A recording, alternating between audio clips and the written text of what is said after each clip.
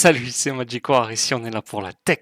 Aujourd'hui nous allons parler de 21, une entreprise qui a décidé d'acheter en masse du Bitcoin. Ils ont publié un rapport auprès de la SEC décrivant pourquoi ils allaient acheter du Bitcoin, quelles sont leurs motivations et quelle sera la façon de faire. Et c'est ce que nous allons voir dans cette vidéo. L'entreprise a à sa tête Jack Mallers, qui est notamment connu pour l'entreprise Strike, qui est une plateforme qui permet d'acheter du Bitcoin et de payer avec notamment. L'entreprise 21 est spécialisée dans les crypto-monnaies, elle est détenue majoritairement par l'entreprise Tether, mais elle a également le soutien de SoftBank avec une participation minoritaire. Il y a eu actuellement une fusion à hauteur de 3,6 milliards de dollars par l'entreprise Cantor notamment, une entreprise qui est spécialisée dans le rachat d'entreprises. Alors déjà dans ce rapport, ils disent pourquoi Bitcoin. Ils vont dire qu'il y a 21 millions de Bitcoin, que 10% est détenu par des entreprises, des gouvernements ou des institutions, et que ça ne fait qu'augmenter. En plus de ça, il va y avoir des réserves stratégiques qui arrivent. Bitcoin surperforme tous les différents marchés, que ce soit la bourse, l'or ou l'immobilier, qu'ils anticipent l'adoption et que l'inflation et que la demande ne fait que croître actuellement, qu'on a beaucoup d'ETF qui commencent à être implantés sur le marché et que les early adopteurs de Bitcoin assurent des réserves stratégiques et ce qui est bénéfique également pour les actionnaires des entreprises. Ensuite, ils vont définir les arguments sur pourquoi Bitcoin, des arguments très répandus sur les 21 millions, que c'est une couverture contre l'inflation, qu'il est portable et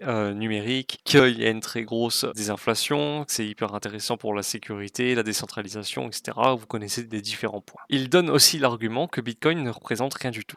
Je vous laisse aller voir ma vidéo là-dessus, qui est très intéressante. Quand on compare vraiment Bitcoin par rapport au monde entier, c'est vraiment une très petite fraction de Bitcoin et que même l'art a une plus grosse valorisation. Ils vont dire également que Bitcoin, c'est l'actif le plus rentable de tous les différents marchés, avec un rendement annualisé de 57% sur les 5 dernières années et 22% sur les 3 dernières années, et que même en adoptant une stratégie de 60-35 et 5% en Bitcoin, on a une meilleure performance du marché par rapport à un portefeuille traditionnel en 60-40. Ils vont également mentionner l'arrivée de Trump au pouvoir avec les différentes réglementations qu'il souhaiterait mettre en place, comme vous connaissez sans doute déjà. Et le point le plus important sur lequel j'aimerais qu'on s'attarde dessus, c'est la comparaison avec les différentes entreprises qui détiennent déjà du Bitcoin. Ils vont mettre en avant l'entreprise de Michael Saylor, qui a une très grosse part de tous les Bitcoins comparé aux autres entreprises, mais on a des minières notamment, une entreprise spécialisée dans les hôtels, il me semble japonais, et une entreprise spécialisée dans le médical. Ils ont tous des réserves stratégiques en Bitcoin, et ce qui est important de préciser aussi, c'est qu'ils n'ont pas souligné le fait que Tesla ou encore PayPal détiennent du Bitcoin. Je vous réfère à mes vidéos qui en parlent là-dessus. 21 désirait acheter 42 000 Bitcoins, ce qui les placerait au niveau de Mara environ, et ils vont comparer la valorisation des entreprises en fonction du nombre de Bitcoins qu'ils détiennent. Ils vont faire un ratio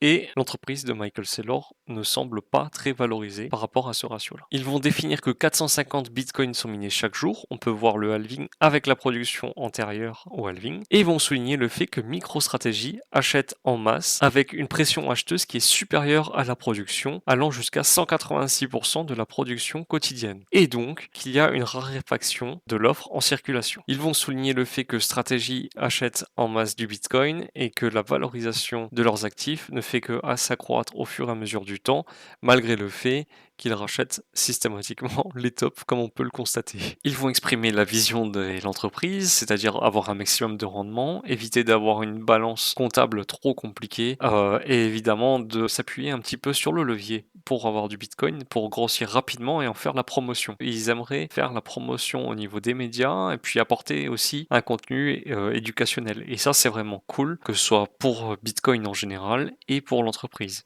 Ils parlent d'augmenter leur levier au maximum avec une meilleure stratégie d'accumulation qui serait potentiellement meilleure que des mineurs ou que des entreprises qui seront exposées. Évidemment, ce sont les meilleurs et ils vont être évidemment meilleurs que MicroStrategy étant donné qu'ils ont beaucoup moins de dettes, puis ils ont une balance comptable qui est un peu plus intéressante. Néanmoins, MicroStrategy ou Strategy détient 10 fois plus de Bitcoin que eux. Ils vont également importer le plan de création de la structure de l'entreprise. Tout d'abord, Tether et Bitfinex vont apporter 31 000 Bitcoins de leur poche pour la future entreprise qui sera Newco. Ils vont les échanger en échange de parts et des nouveaux investisseurs vont arriver avec 200 millions de dollars en cash et un petit peu de BTC en l'échange de l'entreprise Cantor. Celle-ci fusionnera avec une autre entreprise pour devenir 21. Par la suite, d'autres investisseurs vont mettre 340 millions en cash avec des obligations qui seront convertibles en actions pour 21. C'est-à-dire que les investisseurs vont avoir une créance envers 21 avec un rendement annuel et leur permettant d'avoir la possibilité d'acheter des actions à un prix avantageux dans le futur, un peu comme Strategy le propose. Par la suite, 21 va pouvoir acheter ses bitcoins avec l'argent en cash des bons convertibles ainsi que de l'argent des investisseurs. En parallèle, SoftBank va effectuer des achats pour une valorisation de 10 500 bitcoins et au final, nous aurons 21 qui détiendra 42 000 bitcoins avec comme possesseurs Bitfinex, Tether, SoftBank, les investisseurs du Pipe et les investisseurs de Convert, c'est-à-dire les personnes qui auront des bons convertibles.